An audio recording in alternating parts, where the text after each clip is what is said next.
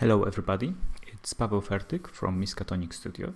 Today I would like to show you how to achieve this animated organic blob effect.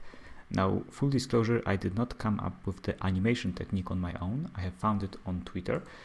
It's by Jan van den Hemel, so I will link this original tweet in the description of the video. But what I did come up with on my own is this organic slimy material that I created using this organic cell texture, and then I found a way to achieve a similar effect using a Voronoi texture that's built into Blender, so that the whole thing is procedural. And I decided to combine this animated displacement thing with this organic material and create something like this. And today I would like to show you how to do it on your own. Now let's start with an empty Blender file.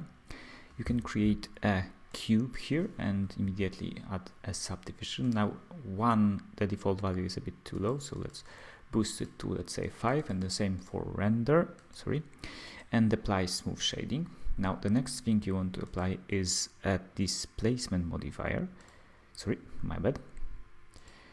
Is a displacement modifier. You can change these values a bit, like 0.2 and 1 should do, and create a new texture. Go to the texture tab, switch to clouds.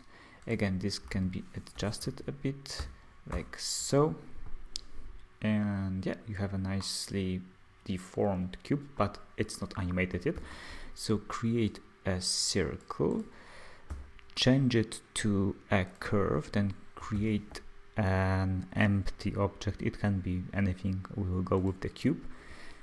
Select the empty with the circle, go Ctrl P, follow path. Well, I've already set the animation to end at 120 frames, so now go to the curve itself. Let's check this. This actually already should be switch to 120 frames. So now if you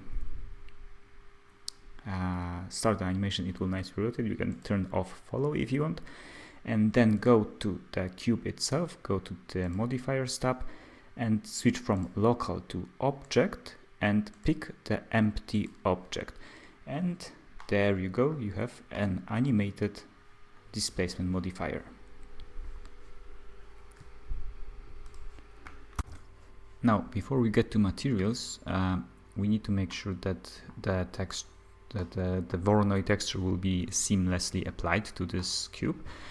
We can actually start with adding a camera so that we know how this will look later. We can rotate cancel the rotation, rotate 90 degrees and move along the y-axis.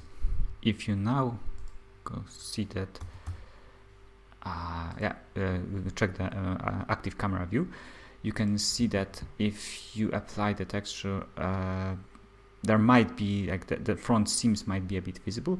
So the fastest way to you can probably play with the Voronoi texture itself and make sure that it nicely applies to the entire object, but we are going for a quick version here.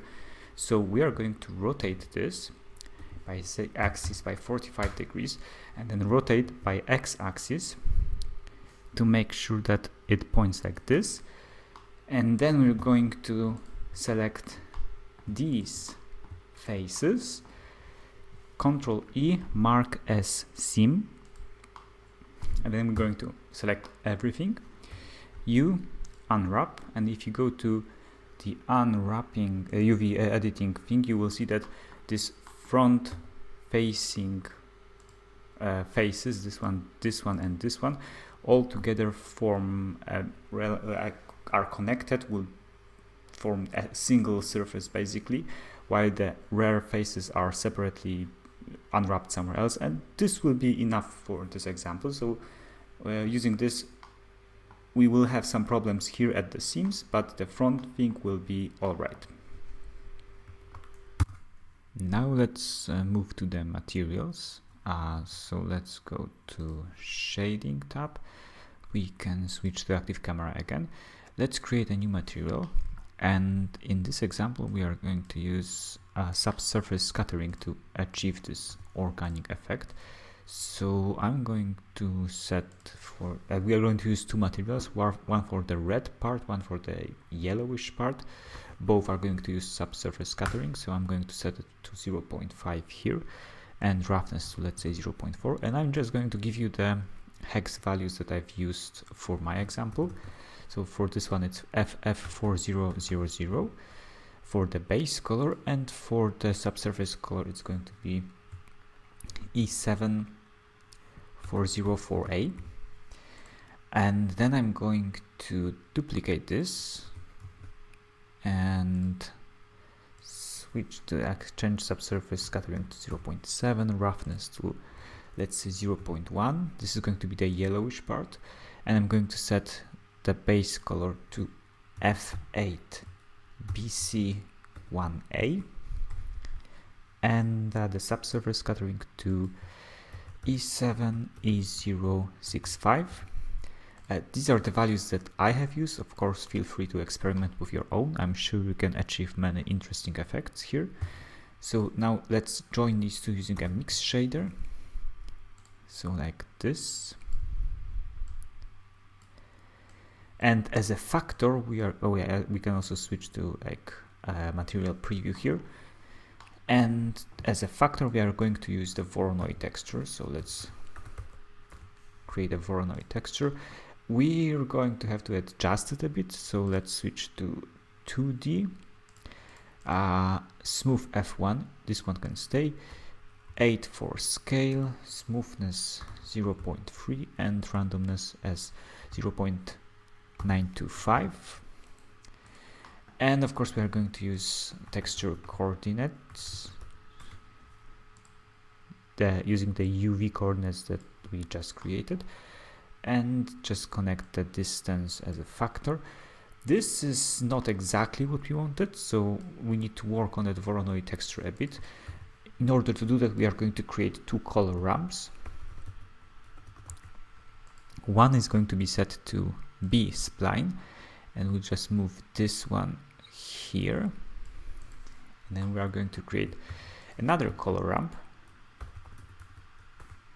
here. We are going to set it as linear. This value, instead of being completely black, we are going to set to, again, I'm going to give you the exact value, 3F, 3F, 3F. So like more gray. And this we are going to keep as white, but we're going to set it to like 0.2. And yeah, this is a bit better, but these veins kind of things are a bit too big for our example. So let's apply some vector math. Here, let's take our input vector and multiply it by 3. And as you can see, this produces a much better result. So, and you can also see that from the front, it looks very nicely. And from the sides, you can see that there are these seams here, but this is not going to be a problem in this example. And the last thing in terms of materials that we have to do is we are going to add some displacement. It would be nice to reuse this. I mean, we are going to use this value, but we can nicely group these nodes for later, so it's a bit less cluttered. So let's add a displacement node. We can connect this value here immediately. Now the height is going to be taken from the texture itself. Mid-level, let's set it to 0 and scale to 0.1. Now the idea here is to create this distortion effect on the reddish part, but keep the bluish part smooth. So let's create a mix RGB, sorry, not this one, mix RGB node, and put this as a height, and one color is going to be definitely the color of our Voronoi texture, and the other one is going to be color of a noise texture. which we're going to add here. Again, we need to modify this a tiny bit, so set scale to 30. This can say as 2, roughness let's say 0.8, and distortion also 2. So you can see we have this interesting wrinkles, but they are applied everywhere, so we want to use the wrinkles only with the reddish part. So we are going to reuse the node text, the Voronoi texture again, but we're going to adjust it a bit. So let's create a math node, set it to power, use this as a base and exponent 0.03, and then this value goes here, and you can see that the veins or whatever are kind of smooth, but the reddish part between them is weirdly organically wrinkled, and that's the effect that we were going for. And that's basically the entire material, but we can add a bit of lightning. So to get the lightning done and maybe a bit of a background, let's switch to layout. Let's add a plane. We can edit it, scale a bit up, select this edge, extrude up, select this edge again, Ctrl B to add a bevel to something like this, tab out, smooth shading, and move it a bit lower to create a nice background. Now what I came up with is like one light source that illuminates this blob from like this side, so to bring up the wrinkles here, but also another light source that kind of lights up this part, and one that lights up the background. So let's do it. Create a light source area. Let's say put this as like 10 watts is going to be again okay, and 3 meters, and then I would grab this up, rotate 45 degrees. Oh sorry, rotate X 45 degrees with minus, maybe a bit further away like this or so. Sorry, grab Y, move this a bit further like this. Create another light source, also an area, but this is going to be a bit stronger, and we're going to move it higher, rotate 45 degrees with minus, and then rotate Z, or rotate again Z axis, put it like, illuminate it like from the front, and move it away a bit, or sorry, a bit closer actually, like so. And then add another light source. This time it's going to be a point. Let's set this to maybe 0.2. 10 watts is again okay, so grab this a bit lower and move it like here. Grab Shift C.